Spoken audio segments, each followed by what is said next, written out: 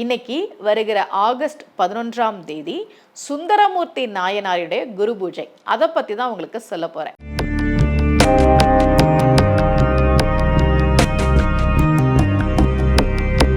ரகசிய உண்மைகள் சேனலை பார்த்து கொண்டிருக்கும் உங்கள் அனைவருக்கும் சுமதி ஸ்ரீயின் அன்பு வணக்கம். இந்த பகுதியில் நம்ம நிறைய பரிகார முறைகள், பரிகார தலங்கள், ஆன்மீக கேள்வி பதில்கள், ஆன்மீக சந்தேகங்கள், என்ன பிரச்சனைக்கு என்ன மாதிரி வழிபாடு பண்ணணும்னு தொடர்ந்து பார்த்துக்கிட்டு இருக்கோம். நாயன்மார்களுடைய குரு பூஜை வருகிற போதெல்லாம் அதை நான் உங்களுக்கு ஞாபகப்படுத்தி சொல்லிட்டு இருக்கேன் இல்லையா? சுந்தரர் சிவபெருமானுக்கு அணுக்க தோழர், நெருங்கிய நண்பர்கள் 2 பேரும். தேவார மூவர்களில் ஒருவர் சுந்தரமூர்த்தி நாயனார். அவருடைய குரு பூஜை நாளில் நாம் அவரை வழிபாடு செய்ய வேண்டும்.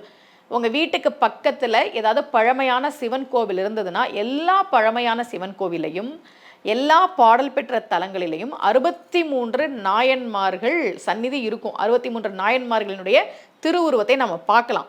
அவங்களுடைய குரு பூஜை வருகிற போதெல்லாம் அங்கே பூஜை நடக்கும். 63 நாயன்மார்களும் இல்லைன்னாலும் நால்வர் சந்நிதி கண்டிப்பாக இருக்கும். அந்த நால்வர் சந்நிதியில் சுந்தரர் இருப்பார் இல்லையா? அவரை போய் நாம் வழிபாடு செய்ய வேண்டும். சுந்தரர் அவதாரம் செய்த ஊர் திருநாவலூர், உளுந்தூர்பேட்டை கிட்ட இருக்கு.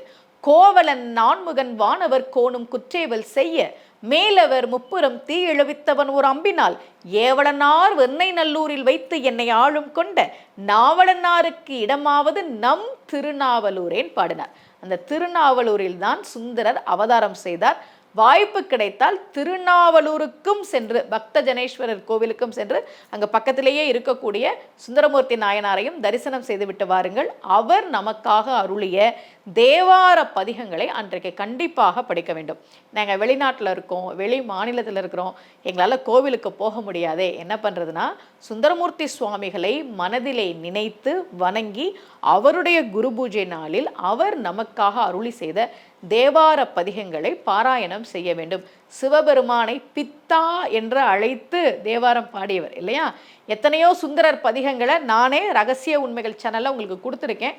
அந்த பதிகங்களை எல்லாம் பாராயணம் செய்து சுந்தரரை அவருடைய குரு பூஜை நாளில் வழிபாடு செய்து பயன்பெறுவோம். இதே போல மீண்டும் ஒரு பரிகார முறையோடு உங்கள் அனைவரையும் சந்திக்கிறேன். அனைவருக்கும் அன்புடன் சுமதி ஸ்ரீ.